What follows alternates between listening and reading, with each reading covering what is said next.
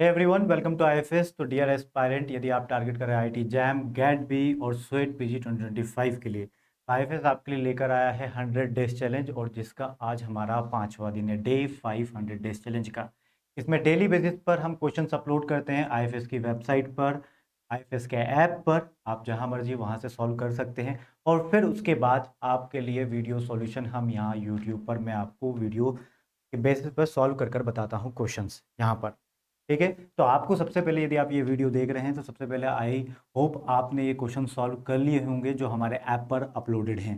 आपको बता दिया है कहाँ मिलेंगे। सिंपल सा आईएफएस की वेबसाइट पर या ऐप पर लॉगिन कर लीजिए। लॉगिन करने के बाद एग्जाम नेम सेलेक्ट कीजिए आईटी जैम, फिर बायोटेक्नोलॉजी को सिलेक्ट कीजिए और फिर लर्न फ्री के सेक्शन में, क्योंकि ये टोटली फ्री ऑफ कॉस्ट है। तो लर्न फ्री के सेक्शन में जब आप जाओगे तो वहाँ पर ऑनलाइन टेस्ट कर आएगा ऑप्शन।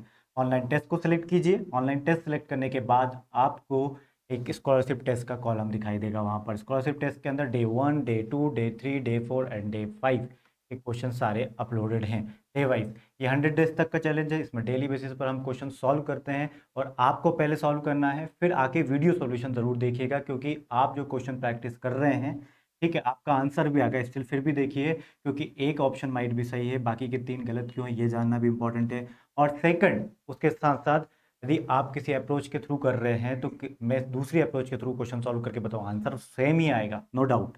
ठीक है, बट स्टिल तरीका होता है कि कैसे मैं सॉल्व कर रहा। कई बार आपको एग्जाम में क्वेश्चंस नहीं आते हैं और फिर आप उसको छोड़ देते हो, बट उसका कोई ना कोई तरीका होता है, जैसे कि एलिमिनेशन मेथड में बताता हूँ कि बाकी के 3 ऑप्शन आप रिजेक्ट करके एक ऑप्शन को सिलेक्ट ऑटोमेटिक कर सकते हैं।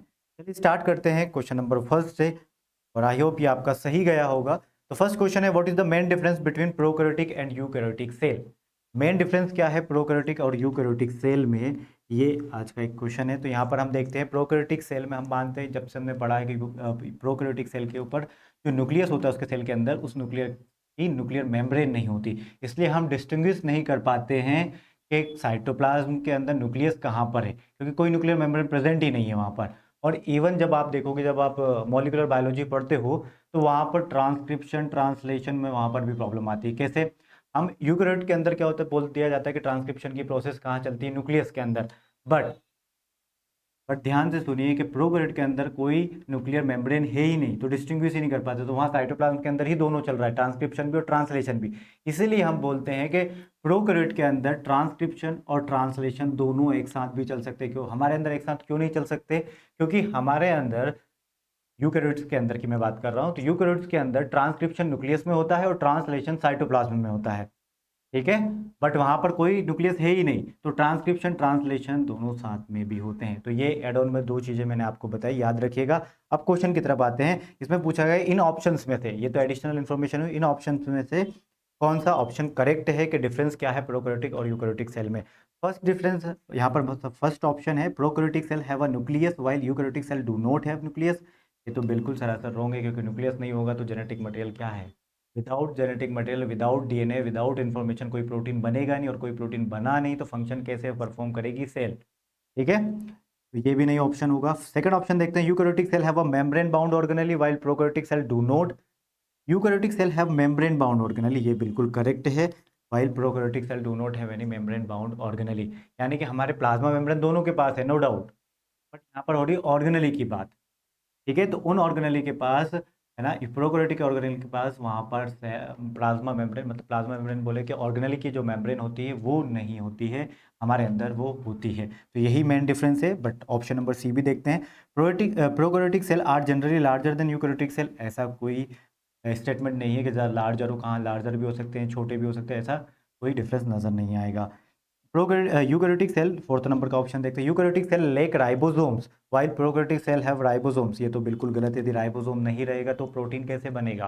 डीएनए है, चलो ठीक है, ट्रांसक्रिप्शन हो गया, एमआरएनए भी बन गया, बट एमआरएनए से प्रोटीन बनने के लिए तो राइबोसोम की रिक्वायरमेंट पड़ेगी, और राइबोसोम ही नहीं है तो प्रोटीन नहीं बनेगा, और सेल फंक्शन नहीं करेगा, और सेल की डेथ हो जाएगी। ठीक है, चलिए next question, which molecule is responsible for carrying amino acid to the ribosome during translation, during the process of translation। Translation किसे कहते हैं? एमआरएनए से प्रोटीन बनने तक की प्रोसेस को ट्रांसलेशन कहा जाता है। ठीक है, क्योंकि डीएनए से आरएनए बनने की प्रोसेस को हम क्या बोलते हैं? ट्रांसक्रिप्शन। तो ट्रांसलेशन की प्रोसेस में हम देख रहे हैं कि which molecule is responsible for carrying amino acid, क्योंकि प्रोटीन बनने के लिए हमने क्या बोला है कि आरएनए से प्रोटीन बन रहा है, बट प्रोटीन बनता किससे? बेसिकली आरएनए इन्फॉर्मेशन है, ठीक है, बट प्रोटीन बन किससे रहा है? तो प्रोटीन बनता है अमाइनो एसिड से, ठीक है। तो अब ये अमाइनो एसिड को कौन ट्रांसफर करेगा? क्योंकि एक के बाद एक लॉन्ग अमाइनो एसिड की चेन होगी, ठीक है, तो एक के बाद एक अमाइनो एसिड ऐड ऑन होते जाएंगे जिससे एक प्रोटीन बनेगा, राइट। अब प्रोटीन बनने के लिए अमाइनो एसिड की रिक्वायरमेंट, और अमाइनो एसिड को ट्रांसफर कौन करेगा एक एक करके? अच्छा, इसके बाद ये वाला अमाइनो एसिड आएगा, उसके बाद ये अमाइनो एसिड आएगा, तो वो काम करता है ट्रांसफर करने का। Transfer RNA, tRNA is the correct answer. MRNA के पास तो मैसेंजर है, ये मैसेज लेकर आया है डीएनए से, अच्छा ये वाले के बाद ये वाला होना चाहिए अमाइनो एसिड, इस टाइप का प्रोटीन बनना चाहिए, ठीक है। राइबोसोमल आरएनए भी नहीं करता, डीएनए भी नहीं, डीएनए के पास तो जेनेटिक मटेरियल होता है, वो अपनी इंफॉर्मेशन कन्वर्ट करता है एमआरएनए में, और एमआरएनए फिर एमआरएनए से फिर प्रोटीन बनता है, बट उस एमआरएनए को ट्रांसफर कौन करेगा? अमाइनो एसिड, यही टीआरएनए। चलिए next question, which of the following best describe the process of osmosis, इसमें से कौन सी प्रोसेस है जो ऑस्मोसिस को अच्छे तरीके से डिस्क्राइब करती है? तो देखते हैं क्या है, ठीक है। फर्स्ट ऑफ ऑल देखते हैं एक्टिव, फर्स्ट ऑप्शन क्या बोल रहा है? Active transport of solute across a membrane.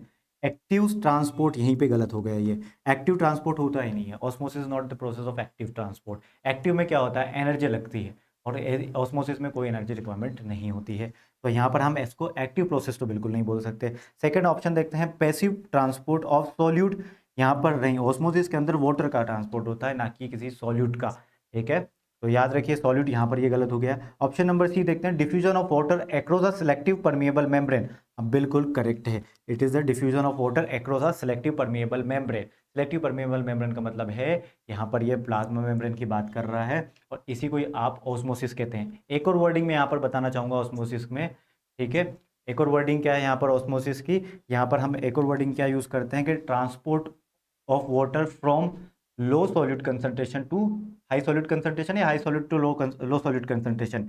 यहाँ पर जहाँ पर हायर सॉल्यूट होगा वहाँ पानी भागेगा, ठीक है, ये ध्यान रखना लाइन, जहाँ पर हाई सॉल्यूट कंसंट्रेशन होगा।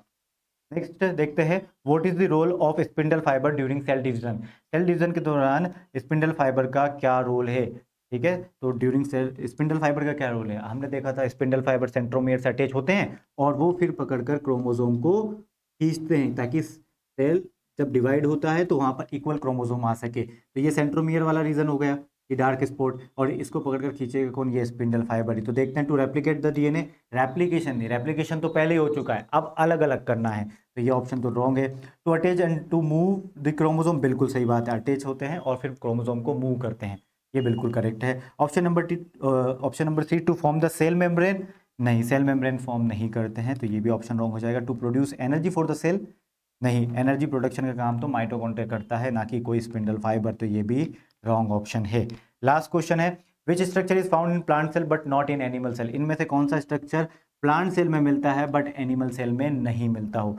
देखते हैं, न्यूक्लियस दोनों के अंदर मिलता है, आपसे नोट पूछा गया है, तो ये न्यूक्लियस तो आंसर नहीं होगा, ये तो दोनों के अंदर मिलता है। माइटोकॉन्ड्रिया भी दोनों के अंदर मिलता है।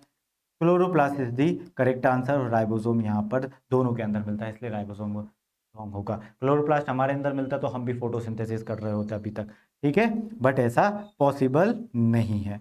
चलिए लास्ट चीज़ मैं आपको बता देता हूँ, ये मैंने आपको जो बताया कि कहाँ पर मिलेगा, तो स्कॉलरशिप टेस्ट के अंदर मिलता है, ये आपको day 1, day 2, day 3, day 4, day 5 के अंदर हमारे ये क्वेश्चंस मिल जाएंगे, पहले वो सॉल्व करिएगा, फिर आकर इन वीडियो को देखिएगा, ठीक है एवरीवन। तो thank you so much everyone. यदि आपने आईएफएस का ऐप डाउनलोड नहीं कर रखा तो आईएफएस का ऐप डाउनलोड कर लीजिए, और आप वहाँ पर डेली बेसिस पर free of cost question solve कर सकते हो। ये 100 डेज चैलेंज लीजिए ज़रूर। Till then bye bye, take care and happy learning. Bye guys.